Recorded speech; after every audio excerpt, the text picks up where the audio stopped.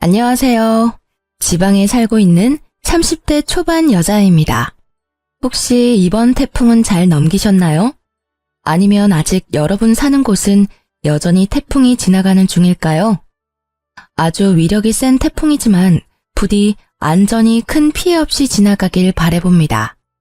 제가 사는 곳은 하루 지나자 바람이 사그라들고 언제 그랬냐는 듯 날이 겠습니다.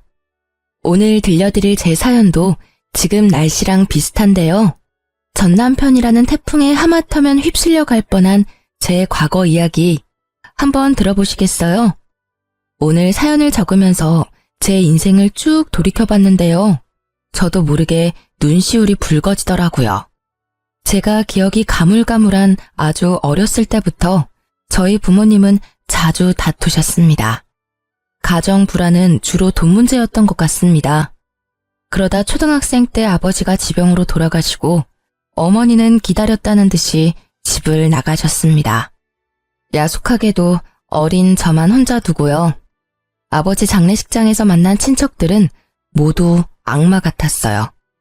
어린 제게 앞으로 고생길이 훤히 보인다는 둥 자기들은 절대 맡아서 키울 생각 없다며 못난 말도 면전에 대고 하셨었죠. 어린 제가 키워달라고 안겨 붙을까봐 더 못되게 그랬을까요? 장례식 끝날 때까지 그 누구도 혼자인 제게 괜찮냐며 손 내밀어준 사람은 없었습니다. 홀로 아무도 없는 집에 돌아간 그날의 상처는 아마 영원히 지울 수 없을 겁니다. 부모님 두 분 다 재산이랄 게 크게 없는 집이었어요. 그런데 아빠의 부조금마저도 어린 제게는 허용되지 않았나 봐요. 그나마 막내하며 가깝게 지냈던 건 고모였는데요. 고모라는 인간은 제게 단돈 2만 원만 쥐어주고 부조금을 모조리 들고 사라졌습니다. 지금까지 죽었는지 살았는지 모릅니다. 어린 저는 경제 감각이 없으니 그때 고모가 쥐어준 2만 원이 되게 크게 느껴졌어요.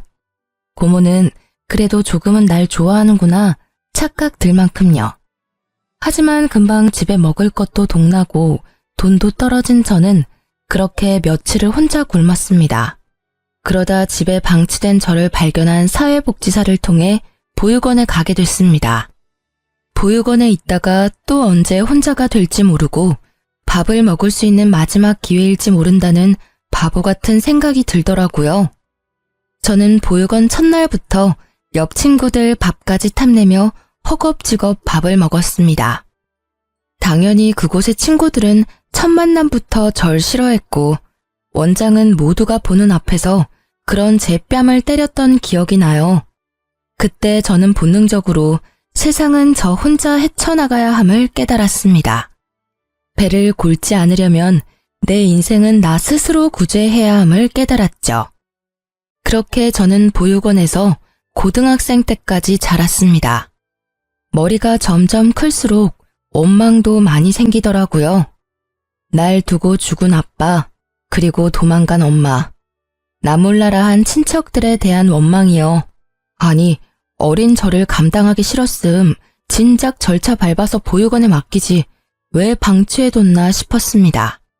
혹시 내가 혼자 죽기를 바랐던 건가 하며 증오심도 자라났죠. 나쁜 짓을 하거나 방황하지는 않았고 전 그저 그 모든 미운 감정들을 연료 삼아 열심히 살았습니다. 만 18세의 나이로 보육원을 독립했고 대학교는 생각하지 않았어요. 고졸이지만 나름 작은 회사 경리로 들어갔거든요. 고등학교에서 제가 어느 정도 공부를 하니 담임 선생님께선 제게 공무원 시험을 준비해보라 하셨어요. 하지만 저는 그럴 시간도 여유도 없었습니다. 당장 돈을 벌고 싶었거든요. 이 세상에서 저를 지켜줄 유일한 백은 돈밖에 없다는 걸 너무 일찍 깨달은 거죠. 저는 월 200만 원 조금 넘게 버는데 세금 떼면 그마저도 더 줄어들어서요. 20대 초반에는 저축하며 제 입에 풀칠하기 바빴습니다. 공부에 투자할 시간과 돈은 없었어요. 물론 공무원 시험을 아예 포기하지는 않았습니다. 금전적으로 허덕이지 않을 때쯤 공시 공부도 시작했어요. 그런데 조금 살만해질 때쯤 주위를 둘러보니 정말 다들 가족, 연인과 저마다 함께 있더군요. 이 세상에 저만 덩그러니 혼자인 기분이 들었습니다. 다들 혼자가 아니라 누군가와 함께 인생을 꾸린 모습에 저는 지독한 외로움에 시달렸어요. 분명 제가 기억하지 못하는 순간에는 저희 부모님도 좋았을 때가 있었겠지 생각도 했어요. 그러던 중 저는 고등학교 친구가 해준 소개팅에서 첫 남자친구를 만나게 됐어요. 그게 25 넘어 하는 제 첫 연애였습니다. 이미 연애를 여러 번 해본 남자친구는 모든 게 능숙했어요. 그 나이에도 서툰 제게 보채지 않았고 처음엔 매너 있었죠. 하지만 사귈수록 발견하게 되는 그놈의 민낯은 추악했습니다. 술만 먹으면 망나니로 돌변하더군요. 그 구렁텅이에서 절 꺼내준 게 다름 아닌 앞집 살고 있던 전 남편입니다. 제게 뭐가 모자라서 그런 놈에게 당하고 사냐고 신고도 도와주고 늘 퇴근길을 함께 해줬어요. 덕분에 징글징글하던 전 남친에게 벗어날 수 있었죠. 아무도 제게 손을 내밀지 않던 제 세상에 먼저 손 내밀어준 남편이 너무 고마웠어요. 게다가 그 사람은 술, 담배는 입에도 안 댔어요. 심지어 직업이 공무원인 남자를 보며 저 역시 덩달아 학구열도 불타오르더라고요. 나름 새로운 꿈과 욕심이 생긴 저는 9급 공무원 시험을 준비했습니다. 그 당시 남자친구였던 남편도 잘 될 거라며 옆에서 많이 응원해줬어요. 그리고 지금껏 혼자 살아온 제 얘기를 듣고 본인이 겪은 일처럼 많이 아파했습니다. 자기는 혼자서 어떻게 그렇게 예쁘고 참하게 잘 컸어? 그동안 정말 고생 많았어. 앞으로는 내가 있으니까 걱정하지 마. 평생 자기 외롭지 않게 내가 지켜줄게. 그리고 한치의 의심 없이 절 지켜주겠다던 그의 청혼을 받아들였습니다. 그렇게 세상 따뜻했던 남자친구는 남편으로 한 식구가 되자마자 제게 무리한 요구를 했어요. 여보, 이제 결혼했으니까 회사는 그만두는 게 어때? 왜? 나 9급 시험 떨어졌을까봐? 나 진짜 열심히 공부하고 있으니까 걱정 마. 그리고 회사 다니면서 공부하는 게 마음 편해. 섣불리 오래 다닌 내 첫 직장 그만두는 건 좀 무섭거든. 시험 합격하면 그만두려고. 뭔 소리야? 합격이라니. 설마 진짜 당신이 9급에 붙을 거라 생각하는 거야? 그게 무슨 뜻이야? 말 그대로야. 진짜 당신이 붙을 거라 생각하냐고. 아니 고졸에다 학원 한번 제대로 다녀본 적 없으면서 단번에 공무원 시험 합격 바라는 건 너무 꿈이 큰 거 아니야? 난 단지 당신 지금 회사 연봉이 너무 적어서 차라리 알바가 낫겠다는 말을 하고 싶었을 뿐이야. 우리 엄마 만두가게 알바생이 당신보다 돈 많이 받아. 그거 알고 있어? 첫 직장이자 지금껏 몸담아왔던 직장은 제가 고졸이라 승진은 꿈도 못 꿨습니다. 하지만 개미똥만큼이라도 매년 연봉이 오르더라고요. 힘든 코로나 시기에도 잘리지 않고 계속 다닌 것만으로도 감지덕지했습니다. 공무원 합격하기 전까지는 계속 그 회사를 다니고 싶은데 갑자기 남편은 다니던 회사를 당장 그만두라 하더군요. 저를 믿고 응원해줬던 연애 시절 남친은 사라지고 돌변한 남편은 고졸인 제가 공시에 어떻게 합격하냐며 비웃더라고요. 당신 말이 너무 심한 거 아니야? 나는 내 힘으로 구한 내 첫 직장, 월급은 적어도 만족하면서 다니고 있어. 듣다 보니 무시하는 것 같아 기분 나빠. 그리고 당신 내가 공무원 안 하길 바라는 눈치다? 안 하길 바라는 게 아니라 안 붙을 걸 예상하는 거야. 고졸인 네가 공시는 무슨 공시야. 헛꿈 그만 꾸고 돈 안 되는 회사는 얼른 그만둬. 그리고 말인데 우리 엄마 만두가게 장사 잘 되는 거 알지? 요즘 손이 모자라다는데 당신이 가서 일 좀 도우면서 배워봐. 그럼 우리 엄마가 당신한테 가게 선뜻 물려줄 수도 있잖아. 헛꿈? 말을 왜 그렇게 함부로 해? 결국 지금 나한테 회사 그만두고 어머님 가게 일 도우라는 거잖아. 나 당신 부인이야. 부탁도 아니고 명령하잖아. 이게 지금 뭐 하는 태도야? 제가 한 번도 지은 적 없는 불쾌한 표정을 짓자 남편은 적잖이 당황했습니다. 아니, 말이 헛나온 거야. 난 그냥 당신 비전도 없는 회사에서 개고생하는 게 싫어서 그랬지. 아무리 그래도 말이 어가 다르고 어가 다르지. 그래, 나 고졸이다. 고졸이 뭐가 어때서? 난 떳떳해. 내가 혼자 어떻게 졸업한 학교인데. 미안해. 일단 진정 좀 하고 내 말 좀 들어봐. 내가 요즘 엄청 스트레스 받아서 당신한테 나도 모르게 성질 부렸나 봐. 아니, 우리 엄마가 요즘 몸이 불편하다고 병원에 같이 가자고 자꾸 부르시잖아. 근데 당신도 알잖아. 나 업무 많아서 야근까지 하는데 엄마까지 케어하느라 요새 좀 몸이 힘들다.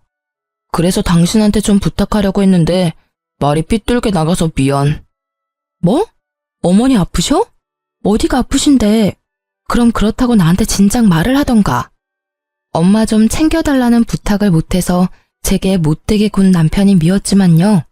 생각해보니 요새 저도 바쁘다고 시모에게 연락을 못 드렸던 거예요.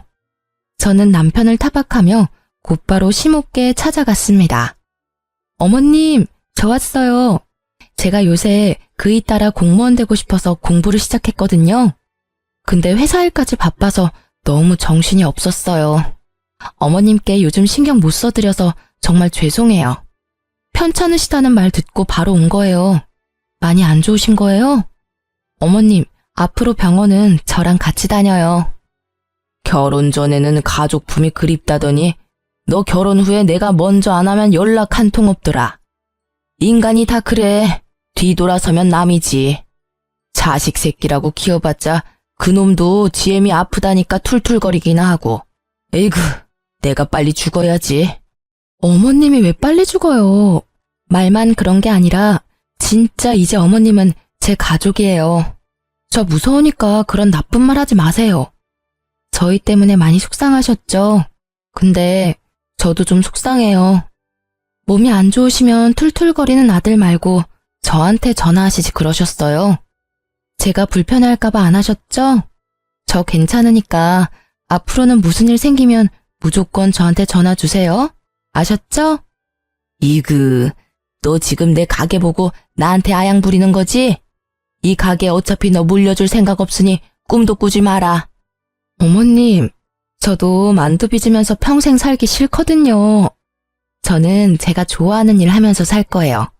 당분간만 도와드리는 거니까 월급은 제가 전에 있던 직장보다 많이 주셔야 해요. 뭐? 회사를 그만뒀어? 네, 저 회사 그만뒀어요. 글쎄, 쥐꼬리만한 월급이라고 남편이 바가지로 엄청 긁어대더라고요. 지는 뭐 벌면 얼마나 번다고? 혹시 나 때문이냐? 너 어떻게 들어간 회사인 거 내가 들어서 뻔히 아는데. 맞죠? 어머님, 그 사람 진짜 너무해요. 그러니까 저 남편보다 월급 더 많이 주셔야 해요. 사실 회사는 저 승진시켜줄 생각도 없는데 계속 붙잡고 있었던 것도 뭐 제 자격지심이죠. 제가 처음으로 이뤄내고 지켜낸 자리니까요. 하지만 지금 내려놓아도 저는 괜찮아요. 그 회사보다 전 어머님이 더 중요하거든요. 그 대신 저 꼭 어머님이랑 같이 지내면서 공시도 합격할 거예요. 뭐 그건 네가 하는 거에 달려있지. 처음엔 못된 말만 하는 시모 때문에 무척 속상했어요. 하지만 말만 퉁명스럽게 할 뿐이지 시모는 정말 따뜻한 분이셨어요. 결혼해서 남편과 함께 효도하겠다던 제가 그동안 무심했던 건 사실이었죠. 그래서 서운했던 게 생각 안 나게 시모께 더욱 잘해드리려 노력했습니다. 그렇게 저는 일주일에 한 번 시모 병원을 따라다니면서 평일에는 만두가게에서 일했어요. 저는 어머님의 재산이 얼마인지 그 작은 만두가게의 가치가 얼마인지 잘 몰랐는데요. 같이 지내다 보니 어머님이 꽤 여유가 있으신 분이란 걸 알았어요. 어머님께서는 원래 제 연봉을 물으시더니 딱 그 연봉의 2배는 좋게 넘게 주셨어요. 제가 하는 일이라곤 만두 빚는 것 뿐이었어요. 만두소는 어머님께서 직접 만들고 만두는 직원들과 함께 빚었습니다. 직원이 많아서 힘에 부치지도 않더라고요. 당일 만들어 당일 소진하는 만두는 오픈하자마자 매일 빠르게 품절됐어요. 그래서 저는 오전에 잠깐 근무하고 덕분에 공부할 시간도 많이 벌었습니다. 어머님도 저와 같이 지내다 보니 마음이 풀리셨는지 전보다 저와 엄청 사이좋게 지냈어요. 어머님은 제가 쉬는 날이면 매주 꼭 예쁜 만두를 빚어서 보내주셨어요. 아들 말고 며느리 먹으라고 순수 빚어주신 거였어요. 그리곤 어머님은 항상 덕담을 잊지 않으셨습니다.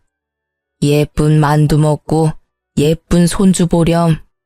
그건 살면서 처음 느껴보는 따뜻함이었습니다. 친엄마보다 시모가 더 엄마 같다는 생각이 들었어요. 남편이 제게 회사를 그만두라고 엄청 못되게 굴었었잖아요. 그 이후로는 자기 대신 어머니를 챙겨줘서 고맙다고 제 손을 꼭 붙잡고 울먹이며 말했습니다. 저번에 보졸이 어떻다니 당신 상처받게 해서 진짜 미안해. 정말 내가 이 은혜는 평생 안 잊을게. 당신이 엄마한테 해준 만큼 내가 2배, 3배 잘할게. 너무 고마워. 당신 덕분에 우리 엄마가 요즘 행복해 보이셔. 남편이 굳이 뭘 더 노력하지 않아도 어머님이랑 모녀처럼 지내는 시간이 저도 행복했어요. 더도 말고 덜도 말고 지금이 딱 행복하다 느꼈던 순간이었죠. 각자의 역할을 해내며 서로를 보살피는 가족 구성원. 그게 바로 제가 바라던 가족의 형태였어요. 그런데 제게 고맙다던 남편은 은혜를 갚겠다더니 그걸 원수로 갚더라고요. 연애 때부터 야근이 잦은 건 알고 있었지만 남편은 부쩍 더 늦게 들어오는 날이 많아졌어요. 심지어 야근하고 올 시간을 넘어 훨씬 더 새벽 시간에 술에 취해서 집에 들어왔죠. 술, 담배라고는 안 하던 남편이었는데 혹시 또 제가 모르는 괴로운 일이라도 있나 싶었습니다. 여보, 또 술 먹었어? 요즘 무슨 일이라도 있는 거야? 왜 이렇게 인사불성이 된 거야? 야, 너는 입맛 시집 자라서 호강하는 줄 알아. 뭐? 당신 지금 그게 무슨 말투야? 아, 이게 진짜 지가 뭐라도 되는 줄 아나. 야, 이리 와봐. 본 적 없는 얼굴로 비틀거리며 다가오는 남편 때문에 순간 온몸이 경직됐습니다. 저도 모르게 저리 가라고 남편을 세게 밀치자 남편은 그대로 그냥 뻗어서 자더라고요. 아무 일도 일어나지 않았지만 곧 무슨 일이라도 생길 것 같았어요. 저는 전 남친이 술 먹고 제게 폭력을 행사했던 트라우마 때문에 지금도 술 먹은 사람들 근처에도 안 갑니다. 그런데 가장 가까이 지내는 남편이 취객처럼 굴자 심장이 미친 듯이 뛰었죠. 게다가 남편은 술에 취해 그냥 자는 것도 아니었어요. 잠시라도 정신이 들면 꼭 큰 소리로 마누라 어딨냐고 고래고래 소리를 질렀죠. 아니면 밥 좀 차리라며 주정을 부렸어요. 여보, 잘못했어. 내가 마시고 싶어서 마신 게 아니라 회식 때문에 그런 거야. 다음날 술 깨면 남편이 회식 때문이라며 싹싹 빌어대서 한 번은 봐줬는데 그 뒤로도 계속 똑같은 문제가 반복됐습니다. 저는 가게 때문에 남편보다 일찍 출근하고 남편이랑 그 문제에 대해서 제대로 대화할 시간이 없더라고요. 그렇게 제가 얼렁뚱땅 넘어가니 점점 더 선을 넘는다 싶었죠.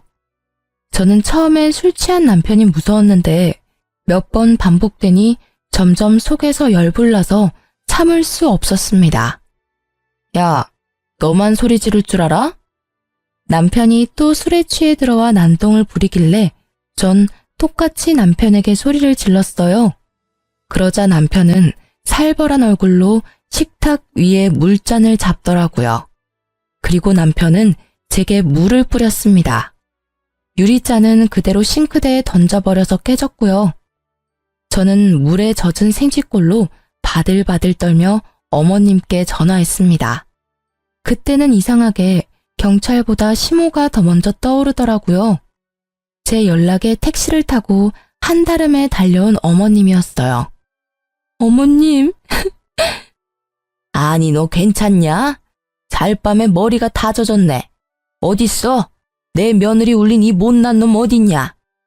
어머님은 세상 모르고 잠든 남편에게 쌍심지를 켜시곤 다가갔어요. 어머님은 냉장고에서 꺼낸 물병 뚜껑을 열고 자는 남편에게 그대로 들이부으셨어요. 차가워. 누구야? 누구긴 네 애미다 이 썩을 놈아. 엄마. 땡수 마찰하니 지 애미는 알아보구나. 근데 왜 네 색시를 못 알아봐? 어디 술 취했으면 곱게 잘 것이지 내 며느리를 괴롭혀? 내가 또 술 먹고 실수했대요. 아니 당신은 그렇다고 지금 시간이 몇 시인데 엄마를 불러. 뭐? 또? 이따위로 인사불성된 게 한두 번이 아니었단 말이지? 너 이 자식 애미가 우스워? 어디 내 앞에서 큰 소리야? 아니 어디 너만 사회생활하냐? 응? 네 부인은 시모 뒷바라지 한다고 매일 얼마나 힘든 줄 알아?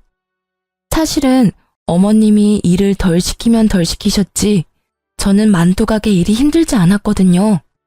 하지만 남편 앞에서 저를 두둔하기 위한 못된 시어머니를 자처하셨죠. 나도 모자라 너까지 부인을 괴롭히면 쓰냐? 너 이따위 망나니 짓 할 거면 당장 이혼해라. 어디 감히 내 며느리한테 물을 끼얹어? 내가 시집살이 시킨다고 너까지 지금 네 부인을 무시해? 너 지금은 물잔이지? 나중에는 네 손에 뭐가 들려있을지 앞날이 훤히 보인다. 엄마, 무슨 말씀을 그렇게 하세요? 그럼 나중에 제가 뭐 가정폭력이라도 저지른다는 말씀이세요? 아이고, 이미 넌 폭력을 쓴 거야 이놈아. 술 처먹고 와서 괴롭힌 게 폭력이야. 아가, 내가 경찰 부르마. 저런 놈은 콩밥을 먹어야 정신을 차려. 시모는 콧김을 뿜으시며 남편에게 쌍욕을 한 바가지 하셨어요. 그러고도 분이 안 풀리시는지 경찰 부르겠다고 화를 내셨죠. 그러자 남편은 상황 파악이 됐는지 무릎까지 꿇은 채로 빌고 또 빌더라고요. 엄마, 무슨 경찰은 경찰이야.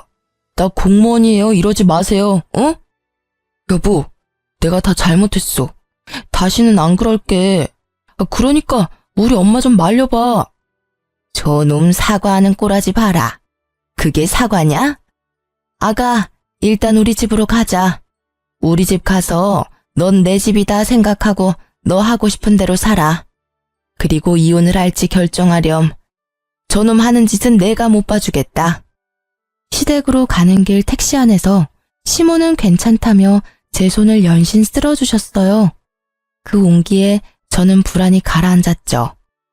한동안 시댁에서 먹고 자고 어머님의 배려로 만두가게도 출근하지 않았어요. 남편은 매일 출근 전에는 어머님께 찾아가서 싹싹 빌고요. 퇴근하면서 제가 좋아했던 음식들을 사와서 한 번만 용서해달라고 빌었습니다.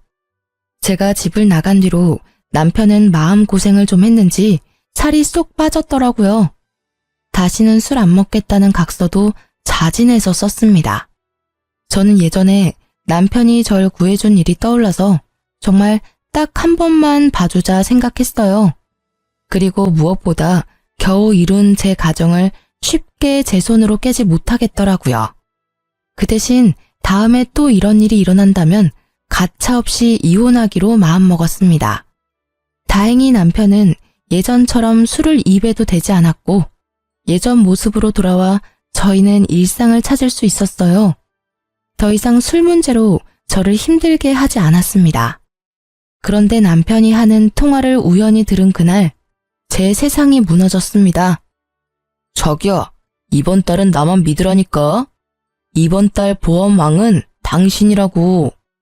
그 말 한마디만 엿들었는데 제 온몸의 세포가 반응했어요.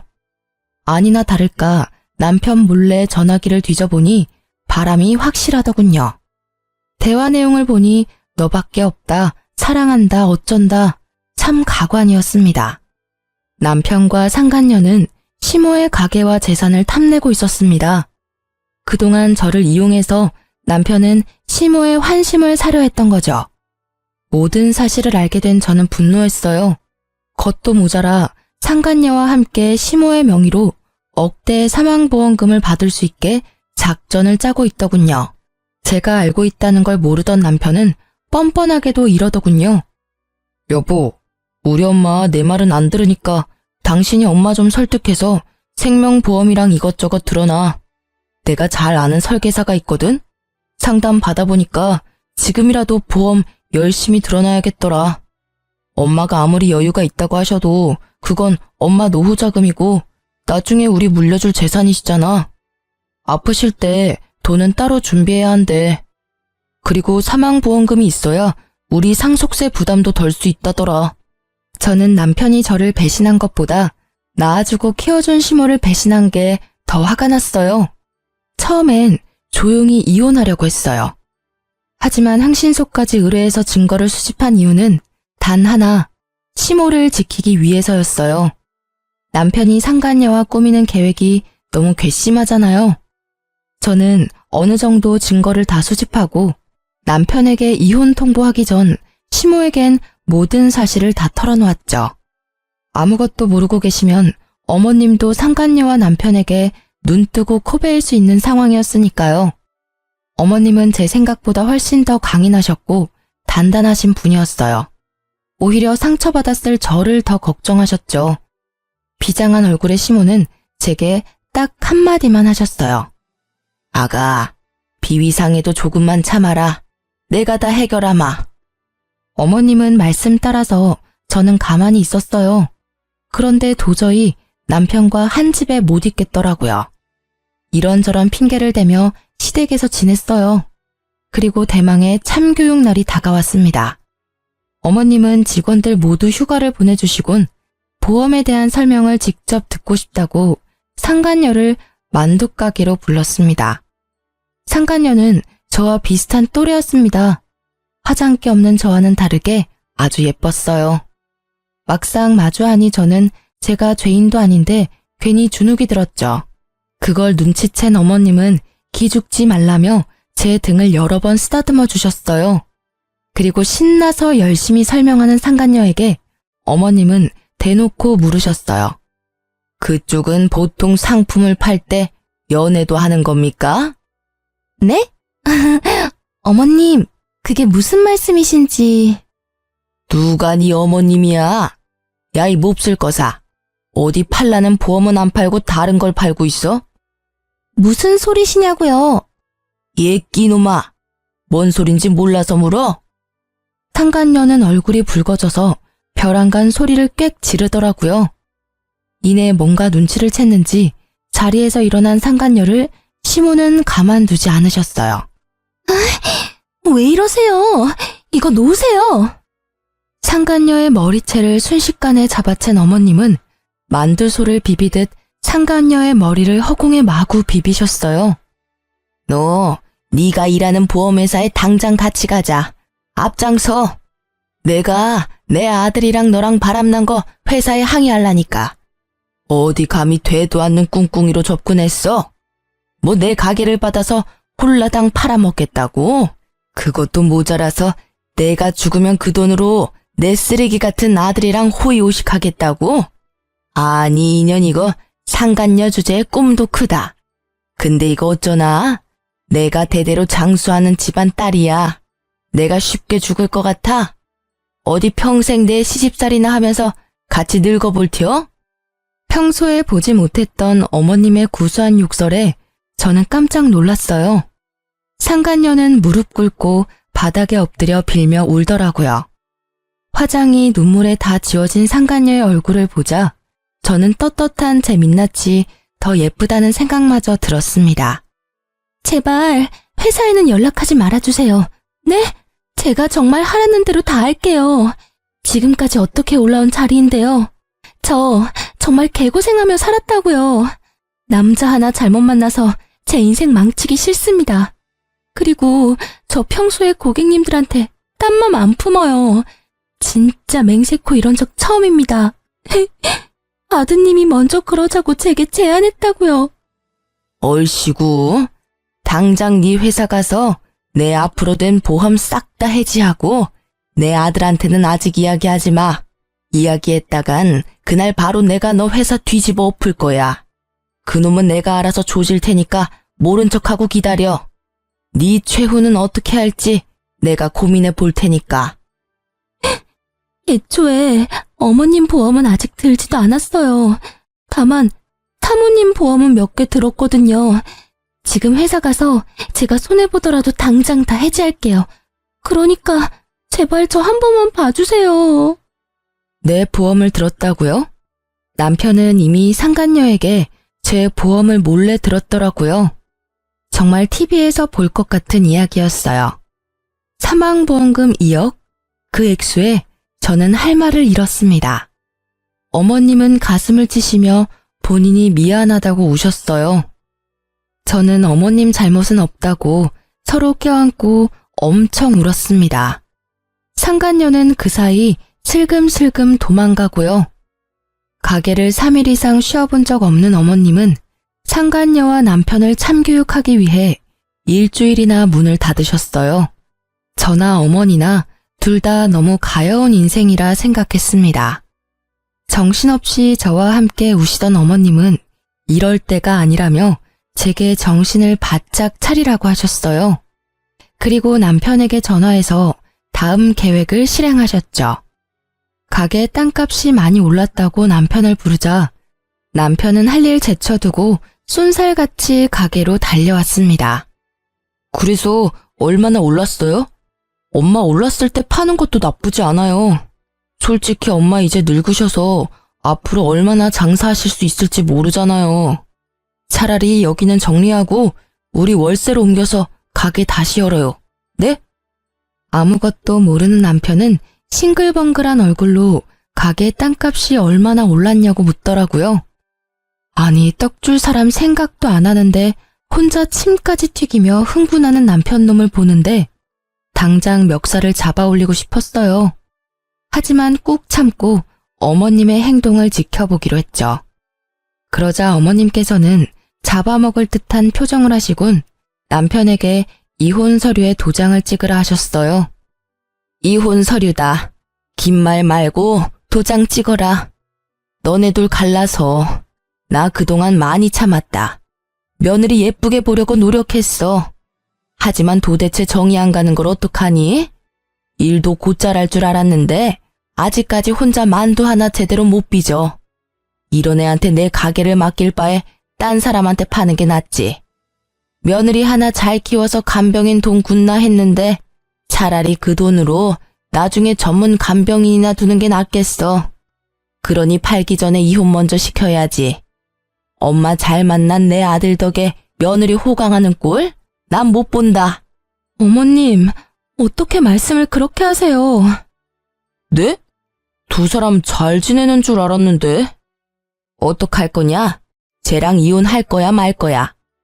이혼하면 하나밖에 없는 아들한테 다 물려주고 안 하면 국물도 없다.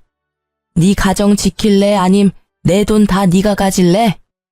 당연히 난 엄마 편이죠. 당신 엄마한테 얼마나 서운하겠으면 엄마가 저러셔? 안타깝지만 난 효자라서 엄마 말씀대로 할 거야. 이 자료는 꿈도 꾸지 마. 아닌 거 당신이 제일 잘 알잖아. 내가 어머님 잘 보살펴드려서 고맙다며. 그래서 당신 나한테 은혜 갚는다며. 근데 어떻게 이래? 저는 미리 어머님과 계획한 대로 남편에게 매달리는 척도 해봤어요. 하지만 남편은 두말하지 않고 냉정하게 이혼 서류에 도장을 찍더라고요. 도장이 찍히자마자 시모는 만두 담는 쟁반으로 남편 싸대기를 날렸습니다. 남편 고개가 돌아갈 정도로 세게 때리셨죠. 그러자 턱을 붙잡고 남편은 소리쳤어요. 엄마, 왜 이러세요? 갑자기 미친 거예요? 이런 썩을 문디 자식이 아주 지그 아빠랑 똑같네. 아주 똑배 닮아서 조광지처 눈에 피눈물 흘리게 하네. 남편은 무슨 일인지 파악하느라 두 눈을 요리조리 굴렸어요. 저는 상간녀에게 전화를 걸어 남편에게 내밀었어요. 받아봐. 누군데? 여보세요? 고객님, 저예요. 그동안 사모님 몰래 들어놓은 보험 계약은 다 해지됐습니다. 보험료 냈던 건 전부는 못 돌려받아요. 받을 수 있는 건 전부 사모님한테 입금해 놓겠습니다. 야, 이 미친. 뭐라고? 남편은 상간녀의 목소리를 바로 알아보더라고요. 남편놈은 그제서야 상황을 눈치챘는지 시모와 제게 번갈아가며 손이 발이 되도록 빌었습니다. 이혼 도장 순순히 찍어줘서 정말 고마워. 여보, 오해야. 그런 거 아니야. 엄마 진짜 아니에요. 저 보험 사기꾼이 저한테 접근해서 속은 것 뿐이에요. 야, 맘 같아선 네 재산, 네 직장 다 뺏고 싶은데 더러워서 손도 대기 싫어서 가만히 있는 거야. 그러니까 그 입 다물어. 어머님이 널 어떻게 키워주셨는데 이래? 아가, 저런 쓰레기랑 더 말 섞을 필요도 없다. 너 당장 짐 싸서 우리 눈앞에서 사라져라. 난 이제 아들 따위 없는 걸로 하마. 엄마, 왜 이러셔 진짜? 소미 네가 이제부터 내 딸 해라. 어머님, 내가 너 입양 절차 알아봤다. 자, 서류 받아라. 너도 마음의 준비할 시간이 필요할 테니 잘 생각해봐라. 이놈이랑 이혼하고 나한테 와. 내가 너 꽃길만 걷게 해줄 테니. 이제부터 모든 재산 권리는 우리 소미한테 줄 거야. 어머니, 정신 차리세요. 노망 났어요? 얘는 피 하나 안 섞인 남이라고요. 너 엄마를 어떻게 구워 삶은 거야? 어머님의 폭탄 발언에 남편놈은 눈을 희번덕거리며 제게 달려들었죠. 시모는 기다렸다는 듯 경찰에게 연락했어요. 여보세요? 거기 땡땡 경찰서죠? 여기 땡땡 만두집인데. 응, 나야 나 송 사장. 아, 웬 망나니가 와서 가게를 쑥대밭으로 만들고 있잖아. 얼른 와봐. 엄마, 누가 네 엄마야 이 자식아? 엄마가 어떻게 이래?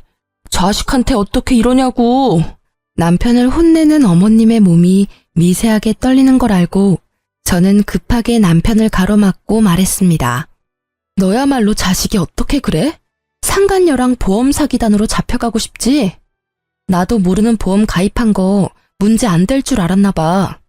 어머님 앞에서 더 추한 꼴 보이지 말고 얼른 꺼져. 남편 놈은 정말 땅을 치며 발악하더군요. 그래봤자 그놈에게 더 이상 남은 거라곤 아무것도 없었어요. 경찰이 오고 이댁 아드님 아니냐고 묻는데 어머님은 외면했습니다. 그래, 못난 내 아들 맞아. 데리고 있다가 정신 차리면 훈방 조치 부탁해. 가게에서 난동 부린 건 사실이니까.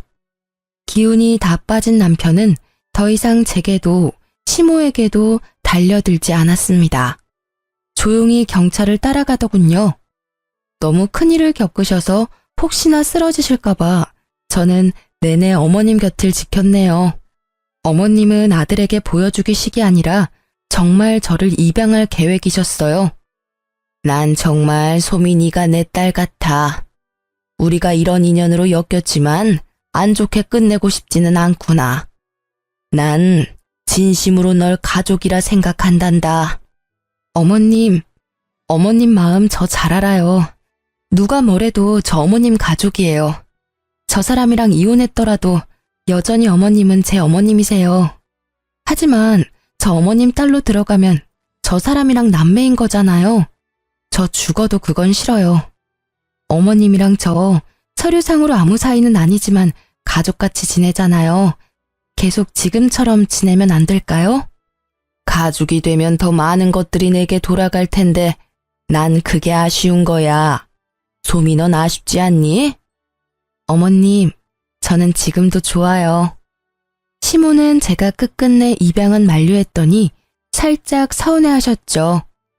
하지만 서운해하시는 것도 정말 잠시였어요. 어머님께서는 제 가족이 못 돼준다면 든든한 백은 되어주겠다 하셨죠.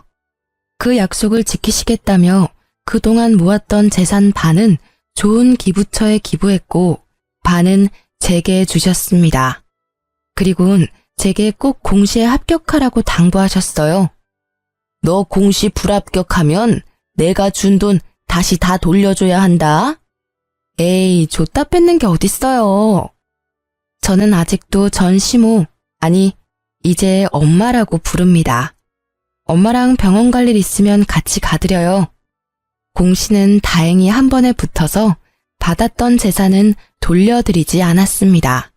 그런데 하필 좁은 공무원 바닥, 저는 전 남편과 같은 부서에 근무하게 됐습니다.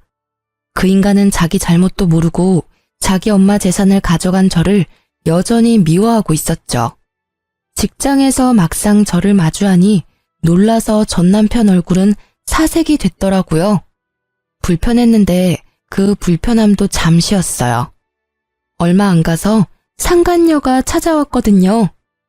내 인생 책임져 이 자식아. 다 네가 계획한 거였잖아. 네 부인도 네 엄마도 네가 생명보험 억대로 들라며. 야, 여기가 어디라고 지금? 나 보험 사기로 신고당해서 이제 보험일 못해. 너 때문에 보험 모집인 자격 박탈당했다고. 이 자식아, 너 때문에 소문 다 나서 나 나중에 다른 보험회사도 못 가. 내가 할 줄 아는 거라곤 영업뿐인데 어쩔 거야. 네가 나 먹여 살릴 거야? 그럴래? 조용히 안 해? 죄송합니다. 모르는 사람이에요. 다들 일 보세요.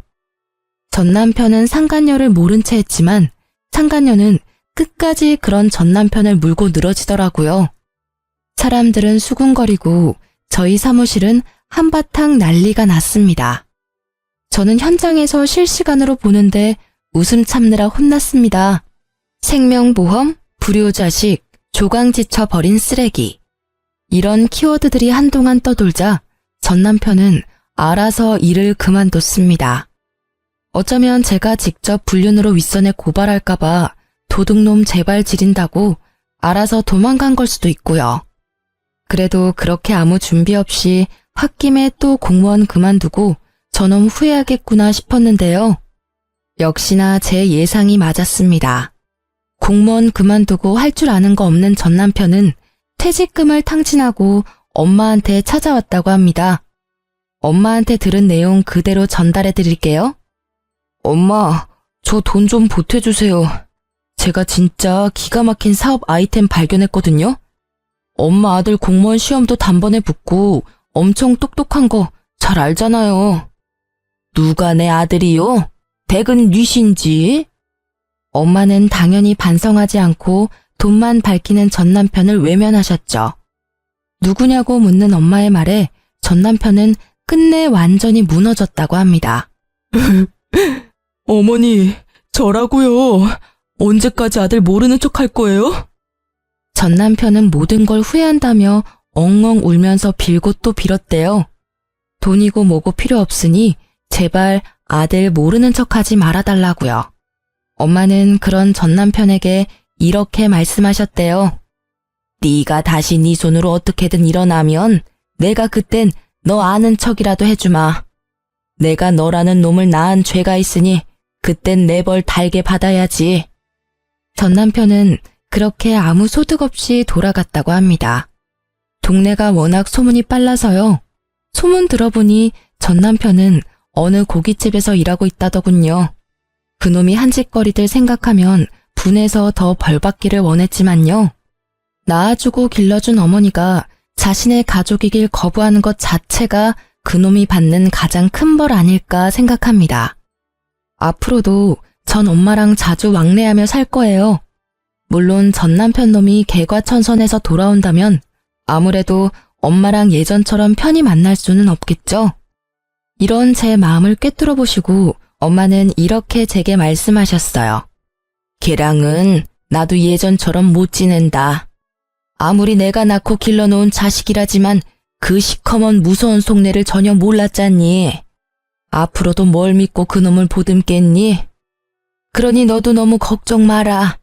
어차피 사람 쉽게 안 변하고 그놈 변하려면 나 죽고 나서일 거야. 그리고 어차피 나 이제 가진 것도 없어.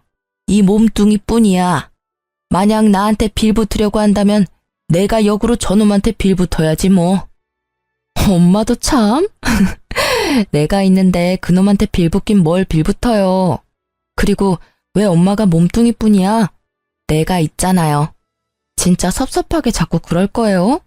엄마는 내가 지켜요. 그래, 그러니까 그렇게 웃어. 울상 짓지 말고 나랑 웃으면서 살기로 약속했잖아. 그래서 저는 나중 일은 우선 나중에 생각하고 지금은 최선을 다해 엄마와 사랑하며 지낼 거예요. 가족이 없었던 제게 전 남편은 상처만 주었지만 결국 제 곁에는 진심을 나눈 엄마가 남았네요.